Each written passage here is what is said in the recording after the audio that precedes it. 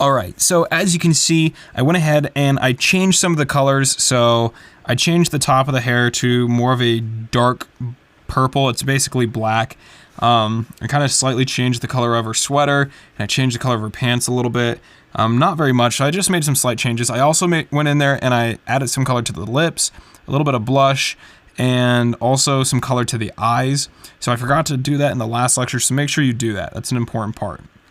All right, so now that once we have all this done, what we want to do is we want to go ahead and select all of our layers, and we want to make a copy of them because we want to keep all these layers just in case we ever want to come back. So in Photoshop, it's just Command or Control J.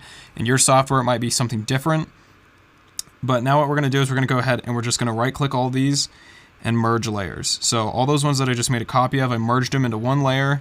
So it's all one layer now, and I still have all these other layers down here, so I can go back to my original drawings and my original block in and pull that apart if I want to. I'm going to go ahead and put all those in a folder, so now you can see if I turn my merged layers off, then I can go ahead and turn off this group folder as well, and then I can turn that one back on. So I'm going to leave my group folder off, so I just have these merged layers. So now you can see if I come up to that layer and I try to erase, you can see it erases everything because it's all one layer.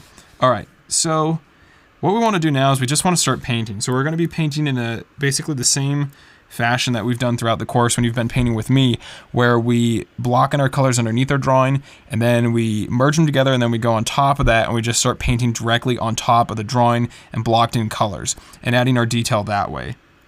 So I'm going to go ahead and add a new layer. You can add as many layers as you want for different changes, different iterations, different details.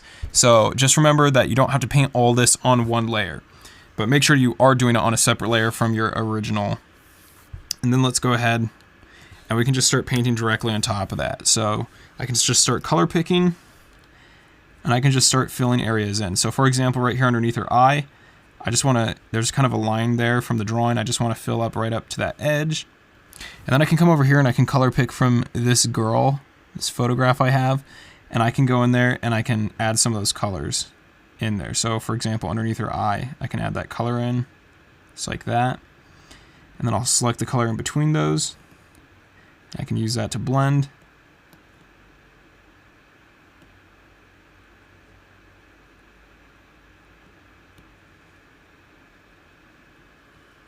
And this is what we're basically just going to do for the whole rest of the painting. We're going to take the colors we already have, blend them.